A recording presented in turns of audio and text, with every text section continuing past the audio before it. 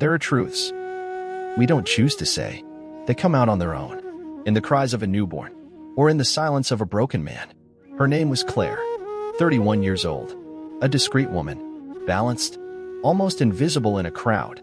But those who truly knew her knew she carried a vast inner world. She had a way of listening, as if every word you spoke deserved to be framed. She worked in social research, a composed researcher, curious about the world, about people, their contradictions. She had lived alone for 5 years. A small, bright third-floor apartment, walls lined with books, plants that had grown a bit too wildly, and an old one-eyed cat named Socrates. It was during a professional conference that she met Julien, a seminar on urban transformations and planning policies. Claire was moderating a roundtable.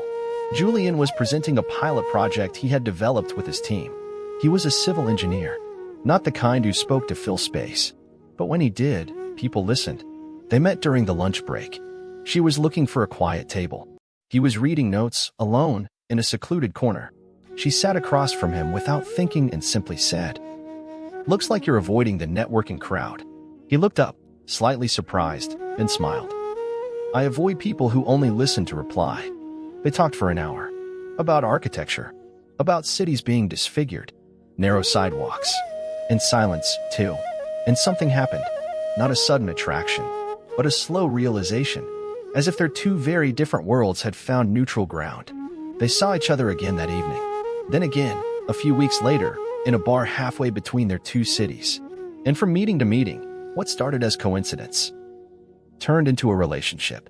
Stable, sincere, tense at times, but deeply respectful. Julien was what one would call a solid man.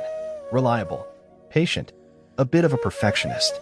He had grown up with a military father and a schoolteacher mother. He believed in keeping one's word, in discipline, in fairness. Claire was more flexible, more intuitive, less structured, but more alive. And between them, despite their differences, there was a rare kind of peace. After 2 years, Julien suggested they live together. Then, a few months later, he asked for her hand. No grand gestures, just a walk on a Sunday morning at a flea market. An old piece of jewelry in hand.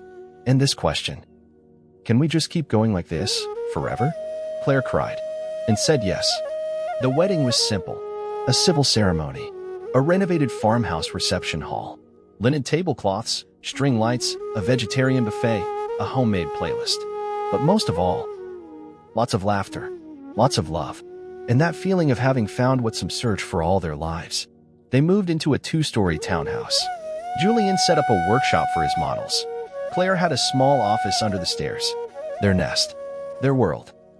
Then one day, the pregnancy test. Claire locked herself in the bathroom without a word. When the 2 lines appeared, she sat on the edge of the bathtub, breathless. Julien, on the other side of the door, knocked gently. "Are you okay?" And when she finally opened the door, he held her in his arms without asking a single question. He loved her, and he was going to be a father. He read every book he could find, signed up for a baby-wearing class, bought a notebook to jot down every milestone. Claire smiled, but inside, something else was growing, and it wasn't just the child. Because there had been that one night, a month and a half before the test. Claire had gone out with 2 old friends for one of their birthdays. A lounge bar, a private concert, muted laughter, glasses of wine, and a stranger, Ezekiel, black, elegant, slow gaze, a warm voice, calm movements. He didn't flirt. He just talked to her. About poetry, about music, and the kind of exhaustion one hides under makeup. They danced, slowly. Then the night ended in a hotel room. Just one night. No strings. No future. And the next morning, Claire went home. She took a scalding shower, then crawled back into bed beside Julien, and never mentioned it again. Until the day of the birth. The moment they had both been waiting for. Julien held her hand. Claire screamed. And then, finally, Noah was born. A cry, a breath, and a silence.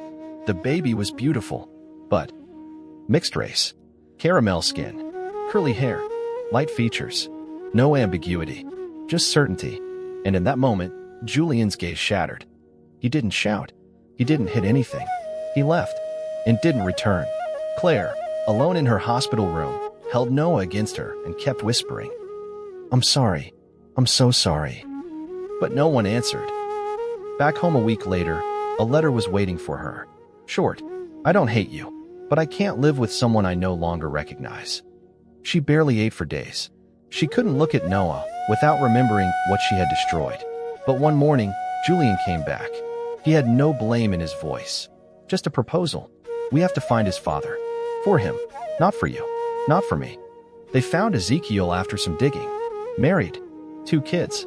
A big house. A beautiful, elegant wife. A neat life. He was shocked at first. Then harsh.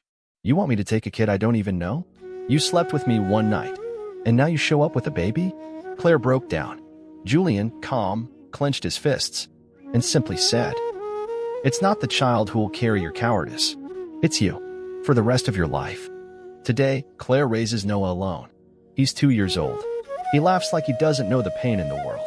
And maybe that's what saves her. But every evening, she looks at his features.